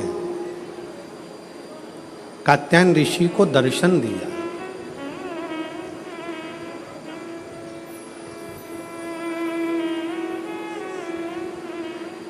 शिव जी ने भी दर्शन दिया और माता पार्वती जी ने भी दर्शन दिया। माँ जगत जननी जगदम्बा दुर्गा भवानी ने भी दर्शन दिया। दोनों ने दर्शन दिया। पूछा क्या चाहिए तुमको, क्या दिया जाए, क्या प्रदान किया जाए, बोलो क्या देती। कात्यायन ऋषि सबसे पहला वचन कात्यायन ऋषि ने भगवान शंकर और पार्वती जी से कहा कि मेरा ये जन्म और मरण का प्रपंच छूट जाए। स्कंद पुराण का नागरखंड रिटर्न की आवाज क्लियर करो और थोड़ा प्रेशर अंदर का बढ़ाओ। नागरखंड स्कंद पुराण का कहता है, नागरखंड वर्णन करता है स्कंद पुराण का कि कात्यायन ऋषि ने भगवान शिव जी से केवल जन्म और मरण का ये जो प्रपंच है इससे छूटना चाहा।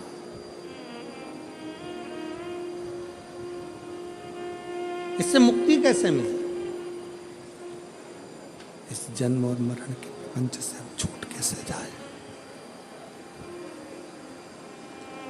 जन्म और मरण के इस प्रपंच से हमारा छुटकारा कैसे हो, इससे छूटे कैसे। तो कहा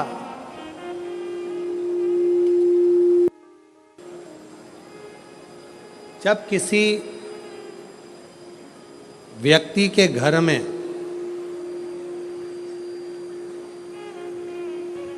एक बेटी का जन्म होता है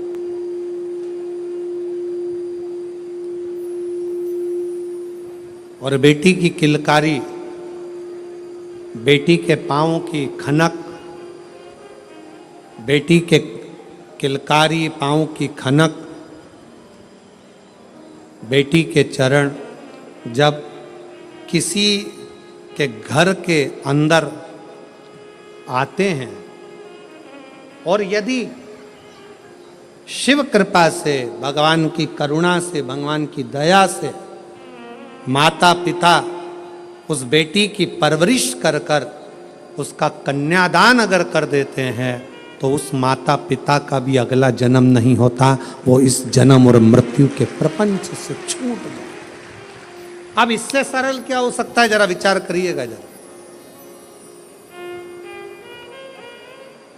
बहुत सावधानी से इस कथा का स्मरण करिएगा, बहुत ध्यान से सुनिएगा कि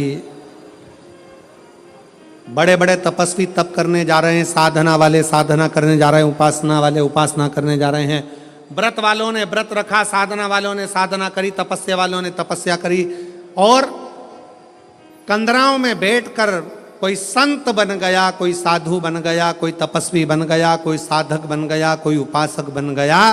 किस लिए? कि हम जन्म और मरण के प्रपंच से छूट जाएं। पर शंकर भगवान ने माता पार्वती की साक्षी में कात्यायन ऋषि से कहा कि जब किसी गृहस्थी के घर में एक बेटी का जन्म होता है और उस बेटी की परवरिश जब माता पिता करते हैं, बेटी के किलकारी जिसके घर में गूंजती है और बेटी के चरण जिसके घर में पड़ते हैं, और बेटी का जब कन्यादान होता है, तब माता पिता फिर कोई जन्म नहीं लेते, वो माता पिता परमात्मा की शरणागति का सुख भोगते।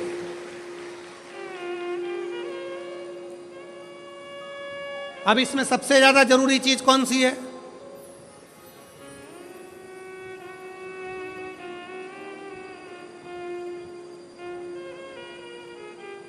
एक बहुत ध्यान देने वाला विषय है, थोड़ा ध्यान दीजिएगा। दक्ष प्रजापति के घर में 60 कन्याओं का जन्म हुआ। उसके बाद दक्ष प्रजापति भगवान से कह रहे हैं, देवी जी से कह रहे हैं, मां मेरे घर में एक लड़की और देना, एक बेटी और चाहिए मुझे। मां जगत जननी दुर्गा कहती है कि तेरे घर में बेटी कहां से आएगी, मैं खुद तेरे घर में बेटी बनकर जन्म लूंगी। सती आई।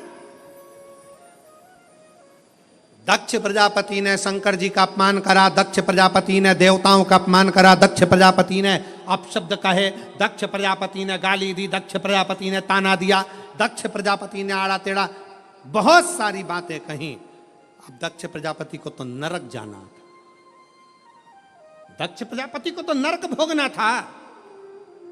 पर दक्ष प्रजापति के घर में बेटियों का जन्म हुआ था, दक्ष प्रजापति ने बेटियों का कन्यादान किया था। इसलिए शंकर भगवान का अपमान करने के बाद भी दक्ष प्रजापति नरक नहीं भोगा है। दक्ष प्रजापति मरण, शीश कटने के बाद बकरे का मुख लग गया, और बकरे का मुख लगने के बाद भी स्वर्ग भोगा है, वो दक्ष प्रजापति है, क्योंकि बेटी का जन्म ही प्रबल है।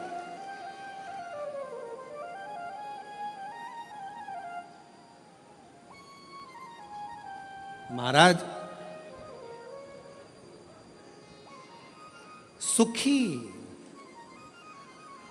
वो नहीं जिनके घर में धन की पेटी है, सुखी वो नहीं जिनके घर में धन की पेटी है, सुखी वो हैं जिनके घर में मुस्कुराती बहू और बेटी है।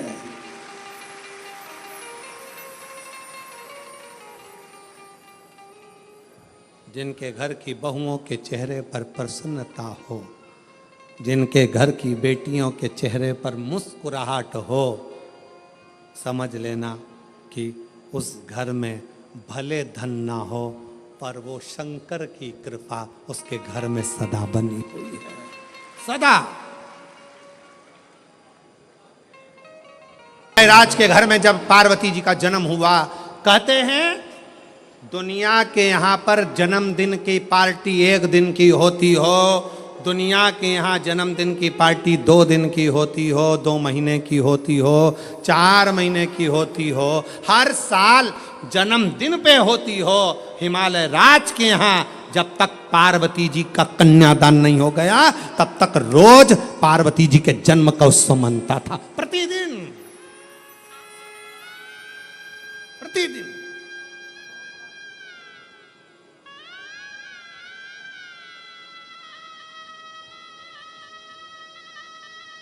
पार्वती जी के जन्म का उत्सव रोज मनता था हिमालय राज के घर, रोज।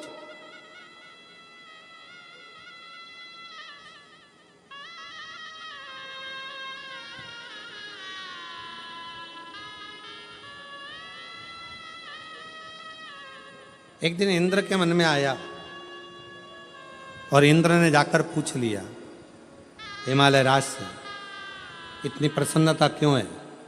हिमालय राज ने कहा, बड़ी प्रसन्नता का विषय यह है कि आज मेरे घर में बेटी का जन्म हुआ है।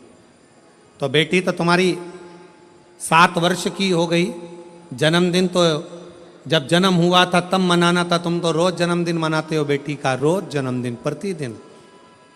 हिमालय राज ने कहा, शास्त्र कहता है एक बेटी जब घर में, रसोई घर में एक बेटी जब अपने घर के अंदर बैठकर भोजन करती है तो कहते हैं 1000 अश्वमेध यज्ञ का फल उसे प्रतिदिन प्राप्त होता रहता है, प्रतिदिन।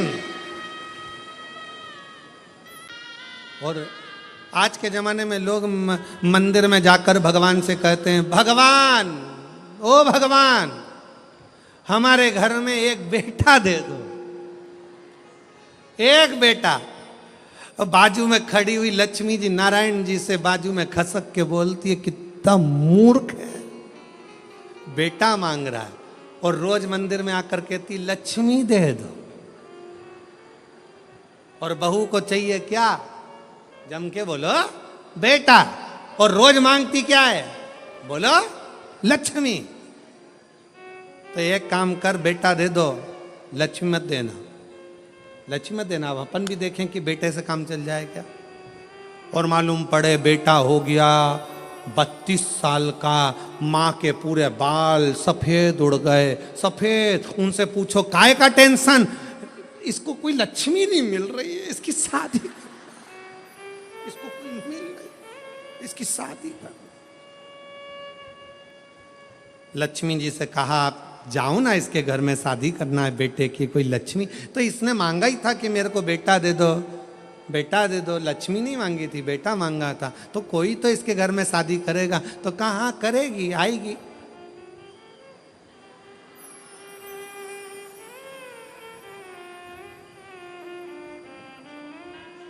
आएगी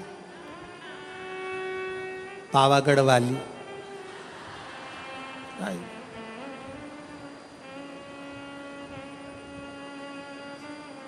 तुलजा आई, इसके घर में आई,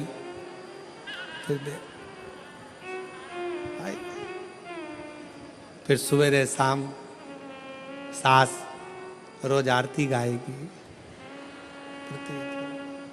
अम्बे तू है जगदम्बे काली, जय दुर्गा वाली, तेरे ही गुण गाए भारती। हो मैया हम सब उतारे तेरी आरती।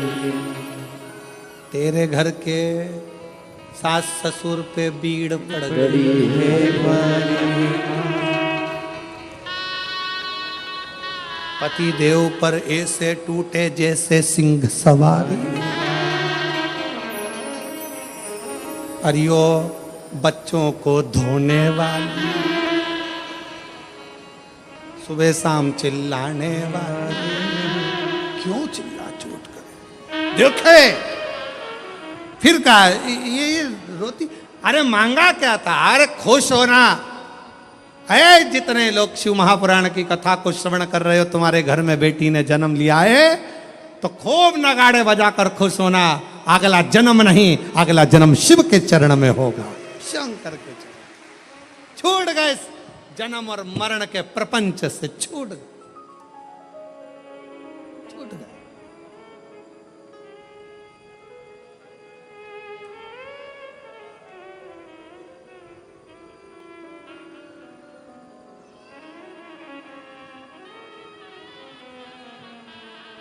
छूट गए, जन्म और मरण के प्रपंच से छुटकारा मिल गया। बेटी बेटी बेटी।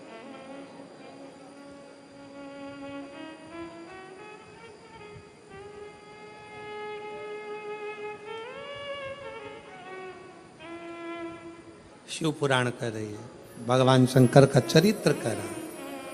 कात्यायन ऋषि ने पूछा कि मुझे जन्म मरण के प्रपंच से छूटना है, क्या करा जाए? शंकर भगवान ने कहा, तुम्हारे घर में अगर बेटी का जन्म होगा, तुम जन्म और मृत्यु के प्रपंच से छूट जाओगे। स्कंद पुराण का नागर खंड कहता है, कात्यायन ऋषि ने माँ पार्वती जी से कहा, अब कुछ भी हो, मेरे घर में अगर बेटी का जन्म हो तो निवेदन है माँ दुर्गा, हे माँ आद्यशक्ति, हे माँ भवानी, हे माँ पार्वती, आप मेरे घर में बेटी के रूप में जन्म लो। और कात्यायन ऋषि के घर में माँ कात्यायनी के रूप में जन्म हो गया। कात्यायनी, बोल कात्यायनी माता की।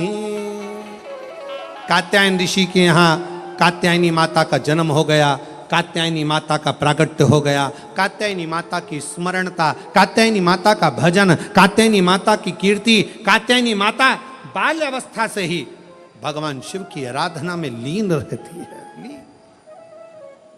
कात्यायन ऋषि उनको देखते हैं, देखते।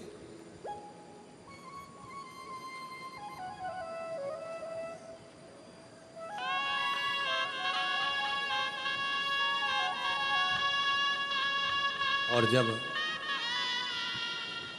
कहते हैं महिषासुर का वध करने वाली भी वही कात्यायनी है, वही कात्यायनी।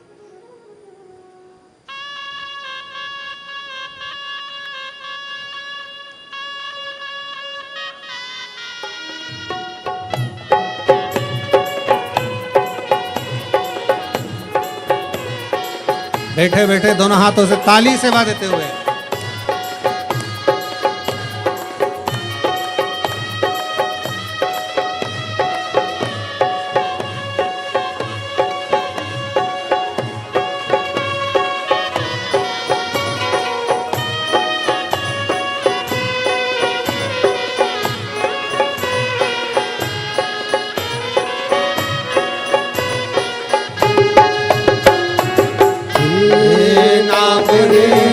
सबसे बड़ा तेरा नाम, शेरों वाली ऊंचे नीरों वाली, बिगड़े बना दे मेरे काम नाम रे, हे नाम रे।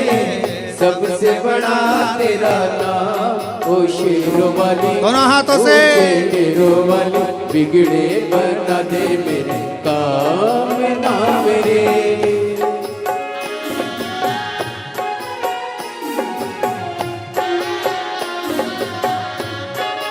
बोल कात्यायनी माता की।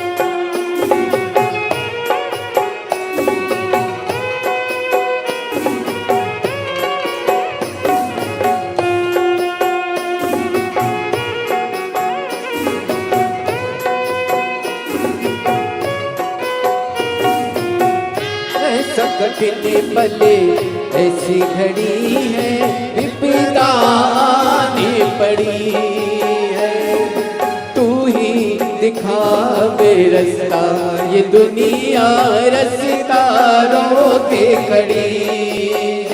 मेरा जीवन बना एक संग्राम, ओ शेरों वाली ऊंचे डेरों वाली, बिगड़े बना दे मेरे काम नाम रे, हे नाम रे।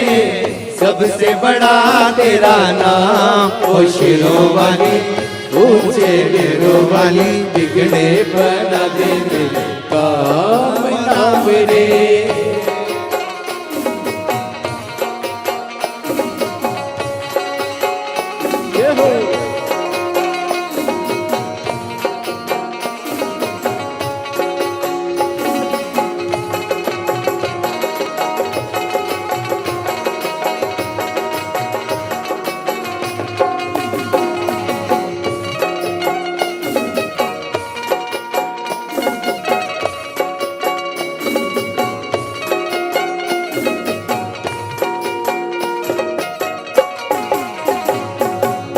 भक्तों को दुष्टों से छुड़ाए, बुझती ज्योति जगाए। जिसका नहीं है कोई जगती में तू उसी की बन जाए। तीनों लोग करे तो हे प्रणाम, ओ शेरों वाली ऊंचे डेरों वाली, बिगड़े बना दे मेरे काम नाम रे। हे नाम रे सबसे बड़ा तेरा नाम, ओ शेरों वाली ऊंचे डेरों वाली, बिगड़े बना दे मेरे काम नाम रे।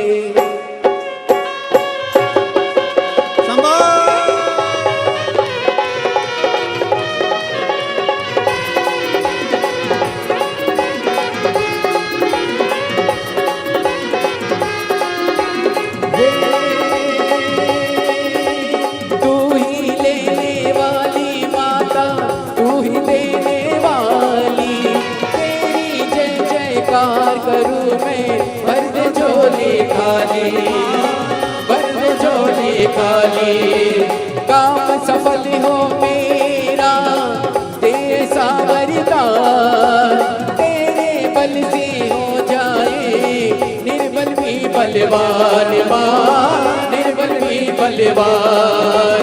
बीच भंवर में डोल रही है, पार लगा दे नैया। जय जगदम्बे अष्ट भवानी, अम्बे गौरी मैया माँ, अम्बे गौरी मैया माँ, अम्बे गौरी मैया। हे नाम सबसे बड़ा तेरा नाम, ओ शेरवाली ऊंचे डेरोवाली, बिगड़े बना दे मेरे काम नाम रे। हे नाम रे सबसे बड़ा तेरा नाम, ओ शेरों वाली ऊंचे डेरों वाली, बिगड़े बना दे मेरे काम नाम रे। हार हार बोल कात्यायनी माता की। अपने कात्यायन ऋषि को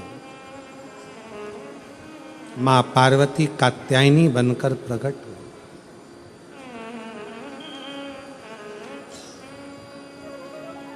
बहुत सारे सूत्र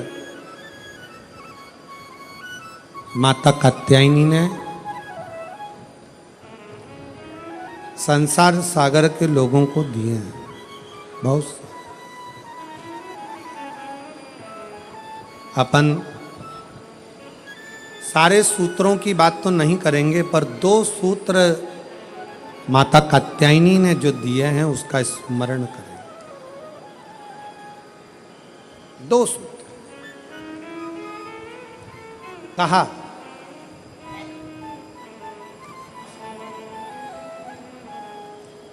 माता कात्यायनी ने कहा कात्यायन बाबा से, पिताजी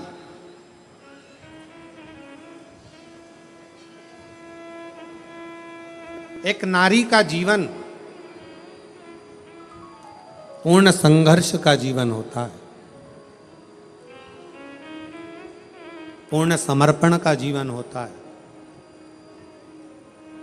पर एक नारी ही ऐसी होती है जो अपने पूरे कुल को संसार सागर से पार उतार सकती है। पर वही नारी यदि परिवार में रहकर अगर भेद करती है तो स्वतः स्वयं अपने आप को भी डुबो लेती है और स्वयं कुल को भी डुबो लेती है।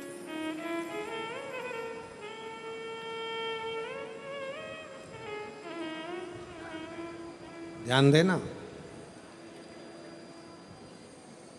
तुम्हारे घर में अगर 4 बहुएं हैं, 5 बहुएं हैं, 3 बहुएं हैं, 2 बहुएं हैं, 6 बहुएं हैं, सास का सबसे बड़ा कर्तव्य होना चाहिए कि इन बहुओं में कोई भेद नहीं होना चाहिए। कोई भेद, मेरी बड़ी अच्छी कि छोटी अच्छी, कि मंजली अच्छी कि संजली अच्छी, मेरी बड़ी बहू ज़्यादा अच्छी है कि छोटी बहू ज़्यादा अच्छी है, बहुओं को कभी पलड़े में तोलना नहीं है।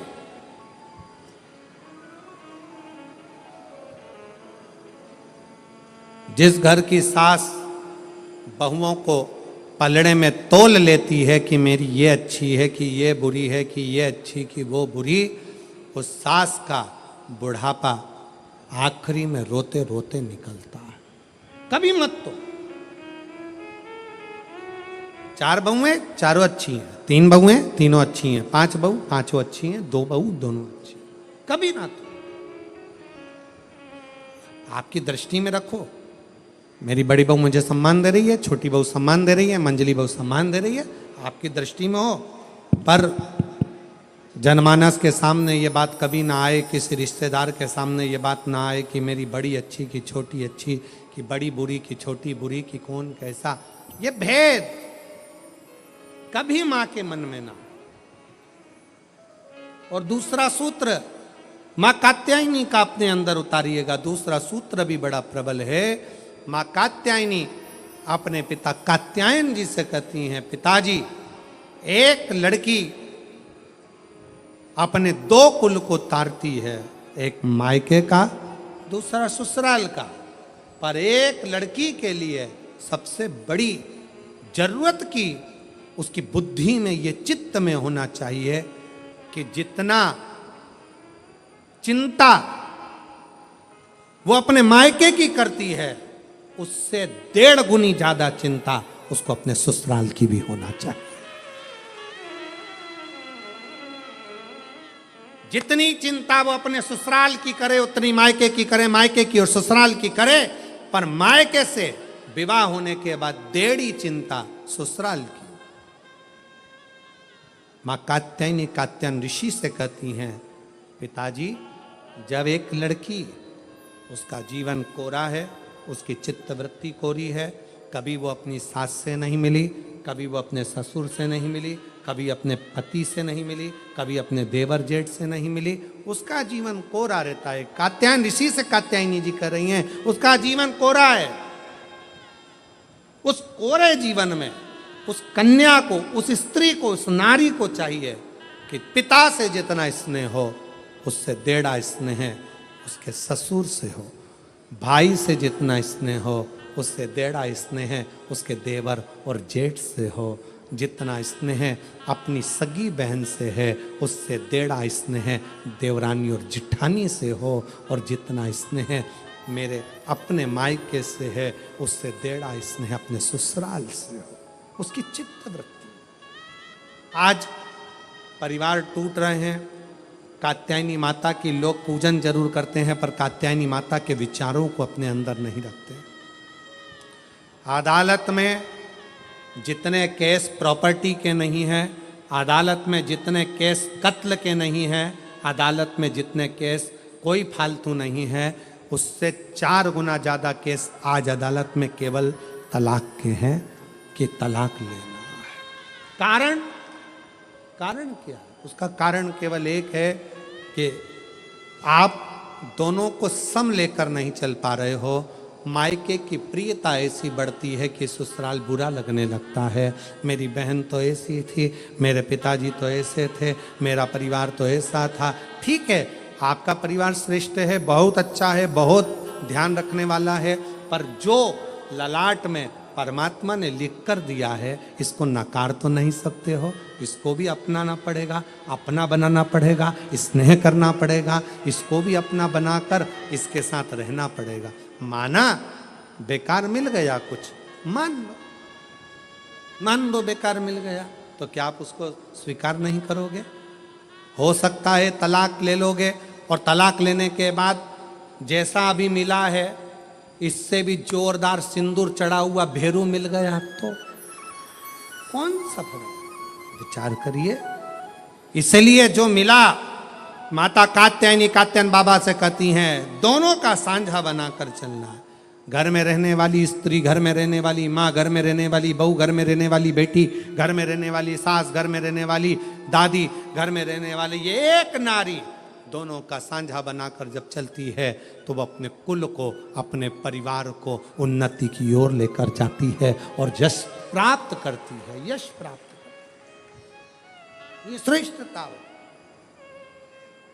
बोल बम का नारा है, जम के बोलो कल्याण तुम्हारा है। बोल बम का नारा है, सारी समस्या का हल श्री शिवाय। भगवान शंकर की अविरलता धारण करिए। अविरल शिव तत्व महाराज, समय आया